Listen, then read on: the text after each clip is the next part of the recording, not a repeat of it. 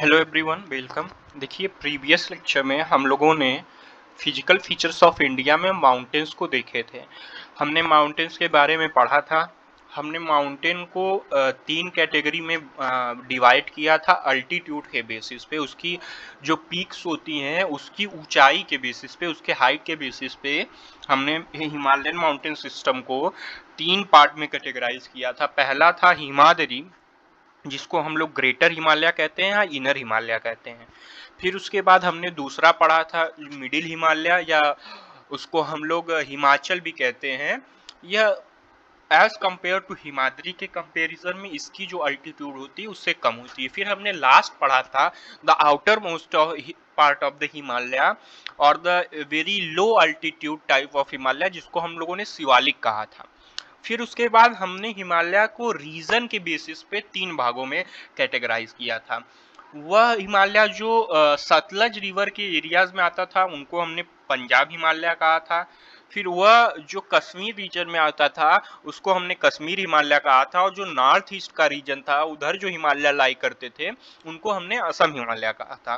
तो यहाँ तक हमने जो है प्रीवियस लेक्चर्स में डन कर लिया था। आज हम लोग पढ़ेंगे द नॉर्दर्न प्लेन। आइए इसको स्टार्ट करते हैं। The northern plain has been formed by the interplay of three major river systems, namely the Indus, Ganga and Brahmaputra along with their tributaries। कह रहा है कि जो नॉर्दर्न प्लेन है, जिस हिस्से में नॉर्दर्न प्लेन वह इंडिया का वह पार्ट है जो दिल्ली हुआ, यूपी हुआ, और आपके हरियाणा, पंजाब हुए, और some parts of Bihar, and these all things comprises of the northern plain। और यह जो northern plain है वह किन किन के एक्शन से, क्या चीजों से बना है। कह रहा है कि जो नॉर्दर्न प्लेन है वह जो रिवर फ्लो सिस्टम है तीन रिवर का, basically the Indus, the Ganga and the Brahmaputra, इसके फ्लो के कारण बना हुआ है। देखो अभी क्या मतलब, आप समझो इस बात से कि जब रिवर फ्लो करती हैं, जो रिवर स्ट्रीम में फ्लो करती हैं, they flow with the some types of various types of particles, and where their stream slows down, the particles settle there। So this is what the example beget the northern plain, is the example or the action of this flow। इन्हीं flow के कारण, इन्हीं तीनों river के flow के कारण northern plain का formation होता है। This plain is formed by alluvial soil. और आपको पता है, हमने एलुवियल सॉइल जो होती है वह ज्यादातर नॉर्दर्न प्लेन में पाई जाती हैं। आप जब नेक्स्ट क्लास में जाएंगे, क्लास 10th में, तो आप उसमें टाइप्स ऑफ सॉइल पढ़ेंगे चैप्टर फर्स्ट में। तो उसमें आप देखेंगे कि एलुवियल सॉइल और उसकी कैरेक्टरिस्टिक्स क्या होती हैं। The deposition of alluvium in vast basin lying at the foothills of Himalaya over millions of years formed this fertile plain। और कह रहा है कि देखो, एक दिन में तो ये प्लेन बनेंगे नहीं, कि एक दिन रिवर, एक दिन के फ्लो से जो सेडिमेंट्स डिपॉजिट होंगे उससे तो ये नॉर्दर्न प्लेन बना नहीं होगा। This plain is form due in within the million years. इनको बनने में बहुत लंबा समय लगा था, और यह इन्हीं हिमालयन रिवर सिस्टम के जो डिपॉजिट्स हैं, जो फुट हिल्स पर डिपॉजिट हैं, उन्हीं के कारण यह प्लेन बना है। और यह काफी फर्टाइल है, मतलब उपजाऊ प्लेन है। We can grow here the various types of crops. It spreads over an area of 7 lakh square kilometre. And कह रहा है कि जो हमारा नॉर्दर्न प्लेन है वह 7 लाख स्क्वायर किलोमीटर की एरिया में फैला हुआ है। The plain being about 2400 kilometre long, और इसकी लंबाई 2400 किलोमीटर है, and 240 to 320 kilometre broad. And इसकी जो चौड़ाई है, अगर आप उसकी बात करेंगे तो ये 240 से लेकर 320 किलोमीटर के वाइडर एक्सपेंशन में फैला हुआ है। Is a densely populated physiographic division. और यहाँ पर अगर आप बात करेंगे पॉपुलेशन की, तो आप देखेंगे कि पॉपुलेशन की डेंसिटी है वो बहुत ज्यादा है। ज्यादातर, अधिकतर लोग इन्हीं क्षेत्रों में रहते हैं। With rich solid soil cover combined with adequate water supply and favorable climate, it is agriculturally a productive part of India। कह रहा है कि एक अच्छी सॉइल कवर के होने के वजह से और अच्छी वाटर सप्लाई होने के वजह से और फेवरेबल क्लाइमेट यहाँ पर इतना अच्छा है, यह एग्रीकल्चर के लिए एग्रीकल्चरली ये बहुत ही प्रोडक्टिव माना जाता है। यह भारत का यह हिस्सा जो नॉर्दर्न प्लेन का हिस्सा है वो एग्रीकल्चरली बहुत ही प्रोडक्टिव माना जाता है, इसलिए क्योंकि पहली बात तो यहाँ की जो मिट्टी है वो बहुत ही उपजाऊ है और यहाँ पर रिवर फ्लो कर रही हैं तो वाटर हार्वेस्टिंग के लिए भी हमको प्रॉब्लम नहीं होगा, इरिगेशन के लिए, और जो यहाँ का क्लाइमेट है वो भी सुटेबल है। तो इस एरिया को, इस रीजन को काफी प्रोडक्टिव बनाता है नॉर्दर्न प्लेन के रीजन को। अगर आप ये पिक्चर देख पा रहे हो तो ये नॉर्दर्न, देखिए एक खेत है, बड़े बड़े फील्ड्स हैं और ये कुछ ऐसे ही नॉर्दर्न प्लेन्स का फॉर्मेशन जो है लाखों सालों पहले जो रिवर्स का स्ट्रीम का फ्लो था उसके डिपोजिशन के कारण फॉर्म हुआ है, ऐसा ज्योग्राफी कहती है, ऐसा ज्योग्राफी कहती है। The rivers coming from northern mountains are involved in depositional work in the lower coast due to a gentle slope. The velocity of river decreases which results in the formation of riverine islands. मैंने पहले ही बोला था कि देखो जब reverse flow करती हैं, जब वो देखो कोई भी चीज अपने जब इनिशियल वे में होती स्लो होती, लेकिन जब वो कुछ दूर चलती रफ्तार पकड़ती है और कुछ दूर जाने के बाद उसकी स्पीड स्लो भी होती है। देखो अगर आप किसी चीज को फोर्स से ढकेलो तो स्टार्टिंग में उसकी इनिशियल वेलोसिटी 0 होगी, लेकिन वो कुछ जब आप फोर्स से ढकेलेंगे तो it attains the speed, some amount of speed, लेकिन कुछ दूर जाने के बाद फ्रिक्शन की वजह से उसकी स्पीड स्लो हो जाती है। और यही सिस्टम जो है रिवर के केस में भी होता है। जब वो माउंटेन से चलती हैं तो धीरे धीरे फुट हिल्स तक आने तक उनकी जो स्पीड होती है, उनका जो स्ट्रीम होता है, बहाव होता है नदियों का, वह कम हो जाता है। इसकी वजह से रिवराइन आइलैंड का फॉर्मेशन होता है और इसी का एक एग्जांपल है Majuli island in Brahmaputra river. यह सबसे ज्यादा लार्जेस्ट इनहेबिटेड रिवराइन आइलैंड है जो कि असम डिस्ट्रिक्ट में पाया जाता है, माजुली आइलैंड जिसको हम लोग कहते हैं, काफी रिसेंट न्यूज में था। The rivers in their low course split into numerous channels due to the deposition of silt, the channel are known as distributaries. और कह रहा है कि जो रिवर्स है इनके डिपोजिशनल वर्क के कारण फुट हिल्स पे, लोअर कोर्स पे, नीचों की जगहों पर जब वो पर्वतों से चलती हैं और नीचे आ जाती हैं तो इन्हीं जो डिपोजिशन वर्क है इन्हीं की वजह से वो काफी हिस्सों में टूट जाती हैं, डिवाइड हो जाती हैं न्यूमरस चैनल्स में। इसको हम लोग क्या कहते हैं, डिस्ट्रीब्यूटरीज कहते हैं। और जिस रिवर से या चैनल, मतलब यह जो ट्रिब्यूटरीज हैं, डिस्ट्रीब्यूट होती हैं, उनको हम लोग उसी के ट्रिब्यूटरी के रूप में रिफर्ड करते हैं। The northern plain is broadly divided into 3 section. The western part of the northern plain is referred to as the Punjab plain. हम लोग रीजन वाइज जो नॉर्दर्न प्लेन को भी 3 सेक्शन में डिवाइड करते हैं। वह नॉर्दर्न प्लेन का वह हिस्सा जो वेस्टर्न पार्ट में पश्चिम में लाई करता है उसको हम लोग पंजाब प्लेन कहते हैं, जो कि फॉर्म होता है इंडस और उसकी ट्रिब्यूटरीज के कारण। इंडस रिवर इसके लिए रिस्पॉन्सिबल है और इसका कुछ हिस्सा जानते हो कि पाकिस्तान भी हम लोग के देश का हिस्सा था, लेकिन 1947 में डिवीजन के कारण पाकिस्तान एक अलग कंट्री के रूप में उसको जो है दर्जा मिला। तो जो पाकिस्तान का कुछ हिस्सा है वह भी, वहां पर भी नॉर्दर्न प्लेन लाई करते हैं, क्योंकि इंडस रिवर पाकिस्तान में भी फ्लो करती है। और इसी के इंडस रिवर के डिपोजिशन के कारण ही जो है ये पंजाब प्लेन्स जो है नॉर्दर्न प्लेन का ये हिस्सा बनता है। The Indus and its tributaries, the Jhelum, the Chenab, the Ravi, the Bias and the Satluj originate in Himalaya. This section of place is dominated by Doab. और कह रहा है कि यह जो सेक्शन है इस रीजन का, जो पंजाब प्लेन का, इसको हम लोग दोआब कहते हैं। दोआब मतलब होता है रीजन बिटवीन 2 रिवर्स। अगर आप देखें यहाँ तो 2 रिवर के बीच का जो रीजन है उसको हम लोग दोआब कहते हैं। इसीलिए पंजाब कहा गया है, क्योंकि पंजाब जो है वह 5 नदियों के किनारे बसा हुआ एक शहर है, राज्य है। पंजाब जो है the river of 5 land, punj means 5 and ab means meaning water. So Punjab is surrounded by 5 river systems and the river system is here mentioned: the Indus, the Jhelum, Chenab, the Ravi, the Bias and the Satluj. The Ganga plain extends between the Ghaggar and Tista rivers. It is spread over North India in Haryana, Delhi, UP, Bihar, partly Jharkhand and West Bengal. In the east, particularly in Assam, lies the Brahmaputra plain. And second जो plain है उसको हम लोग Ganga plain कहते हैं.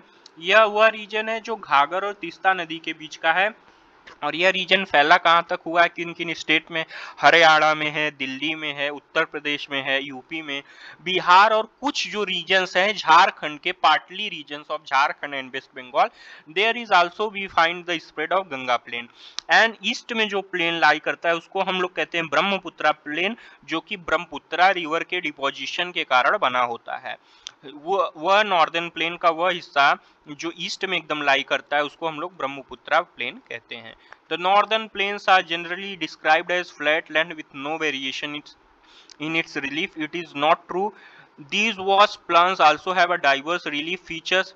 और कह रहा है कि जो नॉर्दर्न प्लेन को हम लोग जनरली डिस्क्राइब करते हैं एक फ्लैट लैंड और इसमें कुछ वेरिएशन नहीं होता, लेकिन ऐसा कहना सत्य नहीं है. क्यों? क्योंकि ये जो प्लेन्स है इनमें भी वास्ट वेरिएशन हम लोग को देखने को मिलता है. According to variations in relief features the northern plains can be divided into 4 region. और इन्हीं वेरिएशंस के कारण जो रिलीफ फीचर में वेरिएशंस हैं नॉर्दर्न प्लेन के, इसी के कारण हम लोग नॉर्दर्न प्लेन को 4 भागों में बांटते हैं. The rivers after descending from the mountain deposit pebbles in narrow belt of about 8 to 16 kilometre in white lying parallel to the slopes of Shivalik. और पहला जो इसको कहते हैं हम लोग, इसको क्या कहते हैं, भब्बर. देखो जब रिवर चलती है, जो नैरो बेल्ट रीजन है शिवालिक माउंटेन सिस्टम का, हमने देखा था हिमालयन का सबसे आउटर मोस्ट और सबसे लोअर पार्ट हम लोग शिवालिक कहे थे, उसका जो वहाँ पर डिपोजिशन होता है कुछ पेबल्स का, कुछ सेडिमेंट्स पार्टिकल का, उस वहाँ पर जो शिवालिक रीजन में डिपोजिशन होता है इस रिवर के सिस्टम द्वारा, उसको हम लोग भाबर कहते हैं. All the streams disappear in this Bhabar belt. South और इस जो बेल्ट के साउथ पार्ट है, streams and rivers re emerge and create a wet swampy and marshy region known as Terai. और उसको हम लोग क्या कहते हैं, तेराई कहते हैं. This was thickly forest region full of wild life. The forest have been cleared to create agricultural land and to settle migrants from Pakistan after partition. Locate Dudhwa National Park in this region. The Dudhwa National Park is situated in the UP, the district Lakhimpur Kheri. उसमें Dudhwa national park है. और यही जो reason है, ये तेराई का जो reason है, इसी में जो वैसे लोग जो पार्टीशन के टाइम पर पाकिस्तान और बंगाल से यहाँ भारत में माइग्रेंट के रूप में आए, उन्हीं रीजन पे इनको सेटल किया गया है, तेराई रीजन में.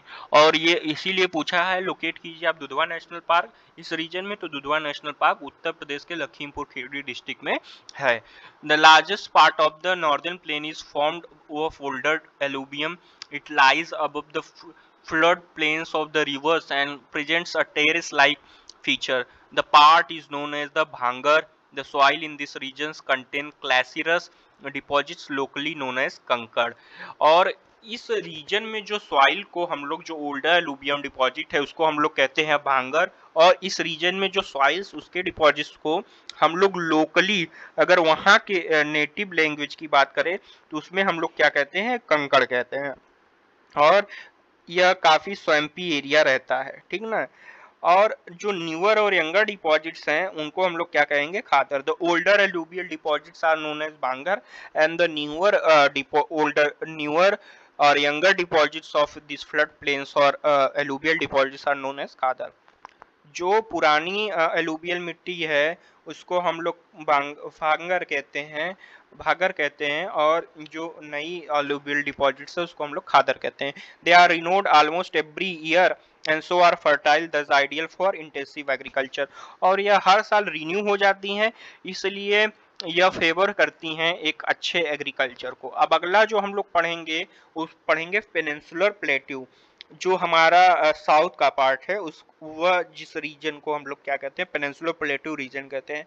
The peninsular plateau is tab land composed of the old crystalline igneous and metamorphic rock. It was formed due to the breaking and drifting of Gondwana land and thus making it a part of the oldest land mass. देखिए यहाँ पर थोड़ा सा theoretical और कुछ conceptual चीजें आई हैं, उतना आप डीप में मत जाइए, बस इतना समझिए कि यह जो पेनिनसुलर प्लेट्यू का रीजन है, यह एक गोंडवाना लैंड पहले के समय होता। तो देखो आपको पता होगा कि जो अर्थ क्वेक आता है, ये जो जोग्राफिस्ट हैं, जो जोग्राफर हैं, उन्होंने बताया है कि जो अर्थ है वह प्लेट पर है। हम लोग की भूमि है वो प्लेट पर टिकी हुई है इसके नीचे, जिसको उन्होंने कहा है टेक्टोनिक प्लेट। उसी में से एक प्लेट की शिफ्टिंग हुई जिसको गोंडवाना लैंड कहते हैं, और इसी की वजह से हमारा जो पेनिनसुलर रीजन है, पेनिनसुलर प्लेट्यू का रीजन है, वह फॉर्म हुआ। और जो साइंटिस्ट हैं वो और जो ज्योग्राफर हैं वो कुछ कहते हैं कि यह वॉल्केनिक इरप्शन के वजह से फॉर्म हुआ, कि वहां पर हैवी वॉल्केनोस थे जो इरप्ट हुए। और देखो जो इनसाइड द वॉल्केनो जो मॉल्टेन स्टेट होता है, जो गर्म, आप देखते होंगे कि जो गर्म लावा टाइप का चीज होता है, वह इनसाइड द जो वॉल्केनो रहता है उसको हम लोग मैग्मा कहते हैं, और आउटसाइड जब आ जाता है उसको हम लोग लावा कहते हैं। एंड बहुत से साइंटिस्ट मानते हैं कि यह जो रीजन है, हमारा पेनिनसुलर रीजन है, वो इसी के कारण बना। कुछ कहते हैं कि गोंडवाना शिफ्टिंग के कारण बना। तो लेकिन जो एनसीईआरटी में मेंशन है हम लोग उसी को लेके चलेंगे कि how what is the reason behind the formation of the peninsular region is the drifting of the Gondwana land. This plateau consists of two broad divisions, namely the Central Highlands and the Deccan Plateau. And this peninsular plateau is divided into two regions, which is the Central Highland and the Deccan Plateau. हम लोग जो ये peninsular का region है, इसको हम लोग दो भाग में बांटते हैं, Central Highlands और Deccan Plateau. A part of peninsular plateau lying to the north of Narmada River, covering a major area of the Malwa Plateau, is known as the Central Highland. और वह रीजन जो नर्मदा नदी के उत्तर में, north side में है, उसको हम लोग सेंट्रल हाईलैंड्स कहते हैं। और the Vindhyan range is bounded by the Satpura range on the south and the Aravali is on the north west. The further westward extension gradually merges with the sandy and rocky desert of Rajasthan.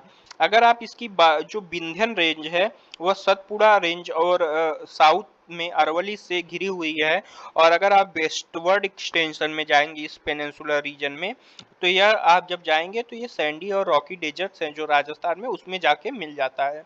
और the flow of rivers draining this regions, और कौन कौन सी reverse जो है इस area में flow होती हैं, तो चंबल रिवर है, सिंध है, द बेतवा है, केन है, is the south west to the north is the indicating the slope. और इसमें जो रिवर का फ्लो है वह नॉर्थ ईस्ट के south west to north east होता है। From the west of the south these rivers flow to the north of the east, so this is indicating the what is the slope or inclination of this peninsular region। तो इससे हम लोग पता लगा सकते हैं इस रिवर के फ्लो से कि किस टाइप जो है इसका इंक्लाइन है। The central highlands are wider in the west but narrower in the east. जो सेंट्रल हाईलैंड्स हैं वह अगर आप उनकी बात करेंगे तो जो वेस्ट में, पश्चिम की ओर ये चौड़े हैं, और जब आप ईस्ट पूरब की तरफ आएंगे, ईस्ट की तरफ आएंगे, तो ये पतले होते जाते हैं, नैरोअर होते जाते हैं। The eastward extension of this plateau are locally known as Bundelkhand और भागेलखंड। और जो ईस्टवर्ड एक्सटेंशन है इस प्लेट्यू का, इसको हम लोग लोकली बुंदेलखंड जानते हैं या भागेलखंड जानते हैं, ठीक ना। वो एरिया जो है कुछ इसमें उत्तर प्रदेश के भी रीजन आ जाते हैं और कुछ जो है मध्य प्रदेश के भी रीजन आ जाते हैं इस पेनिनसुलर रीजन, सेंट्रल हाईलैंड्स के इस पेनिनसुलर रीजन में। अब हम लोग डेक्कन के बारे में देखते हैं। डेक्कन क्या है? The Chota Nagpur plateau marks the further eastward extension drained by the Damodar river. और जो छोटा नागपुर प्लेट्यू है इसी का एक पार्ट है। इसमें हम लोग देखते हैं कि कौन सी रिवर फ्लो होती है, दामोदर रिवर। अब हम लोग डेक्कन प्लेट्यू, देखो हम लोग सेंट्रल हाईलैंड पढ़ लिया, पेनिनसुलर प्लेट्यू हम लोग दो डिवीजन करते हैं। पहला सेंट्रल हाईलैंड्स, वह हिस्सा जो नर्मदा नदी के नॉर्थ के साइड है, उत्तर के साइड है, उसको हम लोग सेंट्रल हाईलैंड कहते हैं। अब डेक्कन प्लेट्यू ट्रायंगुलर लार्ज जो कि नर्मदा नदी के साउथ साइड में है, उसको हम लोग क्या कहते हैं? डेक्कन प्लेट्यू। पेनिनसुलर प्लेट्यू का वह पार्ट जो नर्मदा नदी के साउथ में है, दक्षिण में है, उसको हम लोग डेक्कन प्लेट्यू कहते हैं।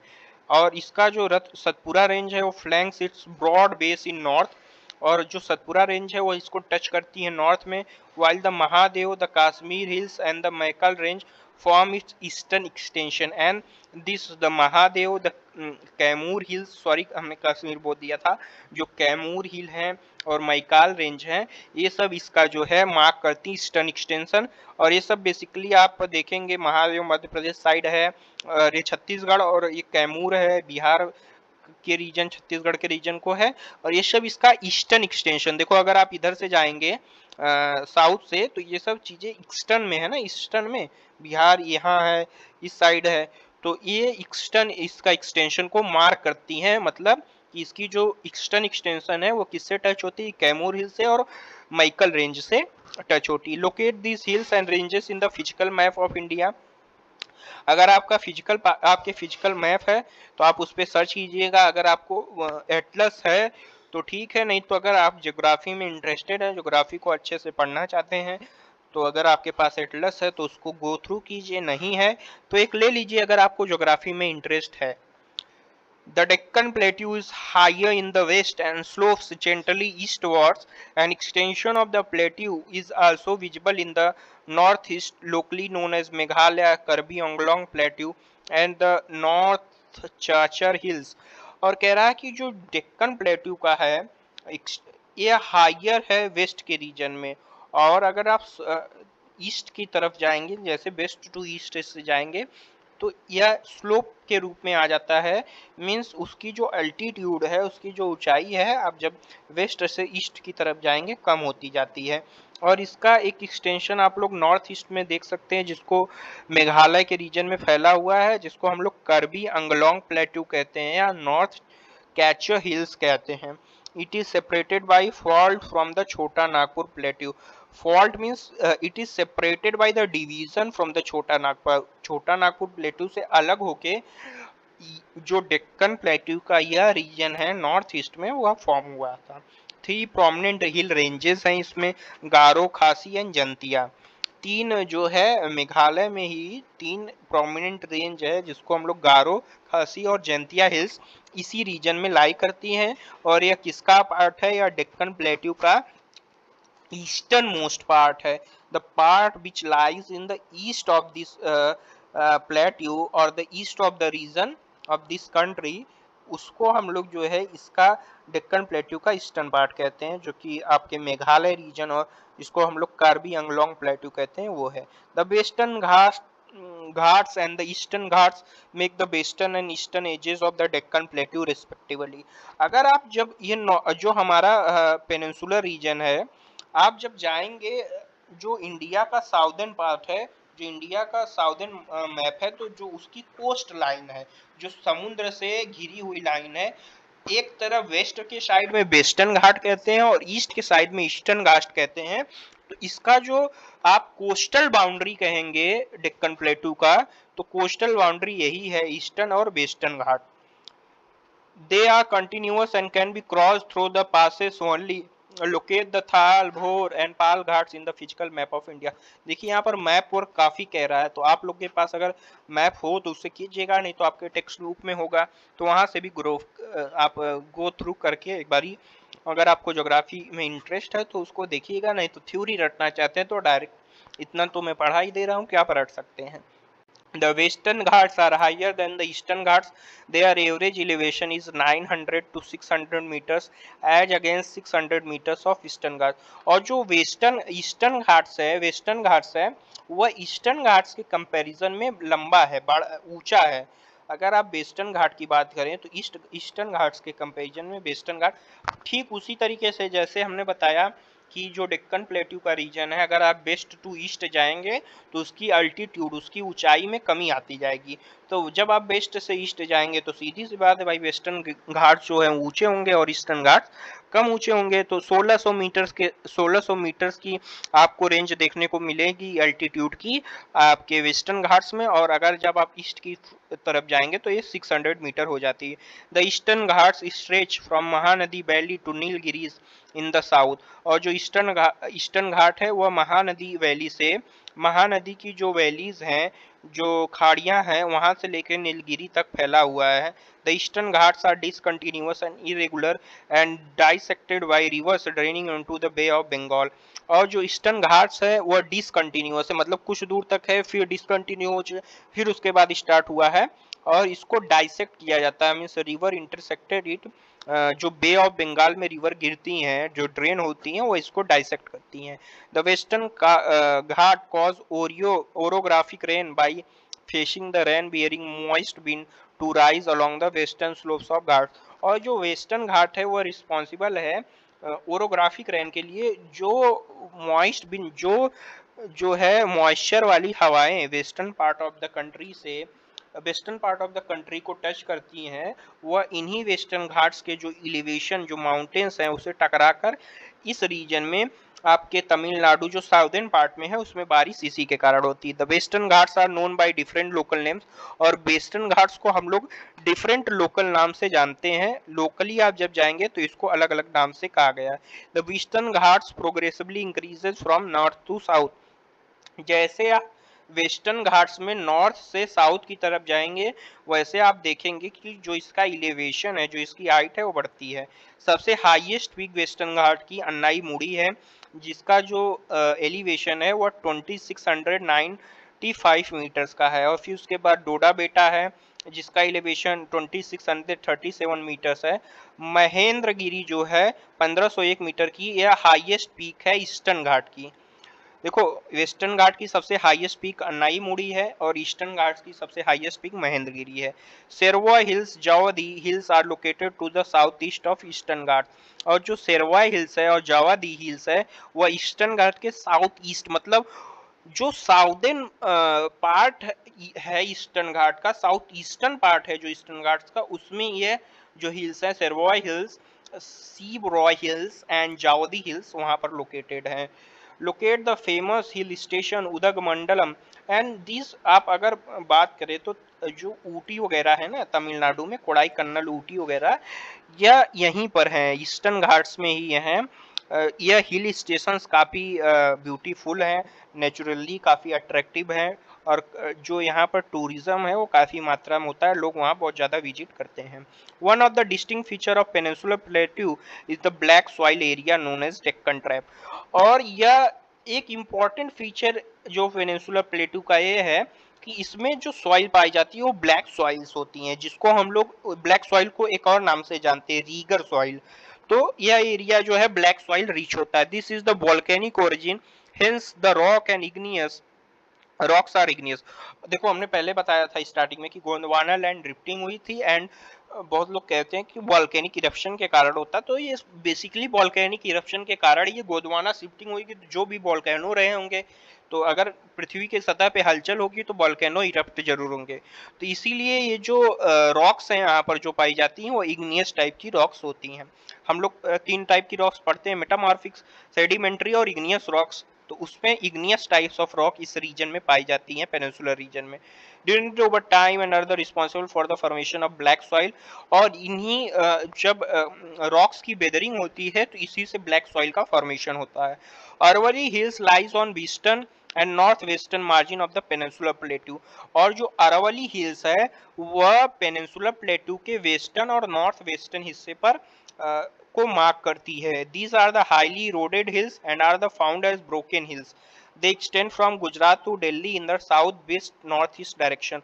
और यह जो अरवली हिल्स है वह गुजरात से लेकर दिल्ली तक फैली हुई है साउथ वेस्ट और नॉर्थ ईस्ट डायरेक्शन में। पहले तो क्या है कि साउथली जो है साउथ की तरफ से, अगर आप जो वेस्टर्न पार्ट है कंट्री का, गुजरात है, गुजरात से जब ये जो इसका जो एक्सटेंशन है वो वेस्ट टू साउथ है, और यह जो नॉर्दर्न पार्ट में दिल्ली के एरिया में है एक्सटेंड, वह नॉर्थ टू ईस्ट है। नॉर्थ जो पूर्वोत्तर में जाएंगी और फिर पूर्वी हिस्से की तरफ बढ़ेंगी ये जो हिल्स है। तो आज के लिए इतना ही रहने देते हैं। अब अगला जो है इंडियन डिजर्ट और कोस्टल प्लेन्स, इसको हम लोग नेक्स्ट लेक्चर में कंटिन्यू करेंगे। आई होप आपको लेक्चर अच्छा लगा होगा। अगर अच्छा लगा है तो लाइक करें, सब्सक्राइब करें और ज़्यादा से ज़्यादा शेयर करें ताकि आपके फ्रेंड्स भी इस लेक्चर का बेनिफिट ले पाएँ। और आप लोग जितना ही हमको सपोर्ट करेंगे, जितना ही हम कंटेंट को आप बढ़ावा देंगे, उतना ही हम लोग मोटिवेट होंगे ताकि आपको और बेहतर कंटेंट प्रोवाइड कर पाएँ। अगर कोई भी क्वेश्चन हो तो कमेंट में पिन कीजिए, कोई भी सजेशन हो तो कमेंट में पिन कीजिए, किसी प्रकार का कन्फ्यूजन हो तो उसको कमेंट में पूछिए, I will answer there. Okay, thank you everyone.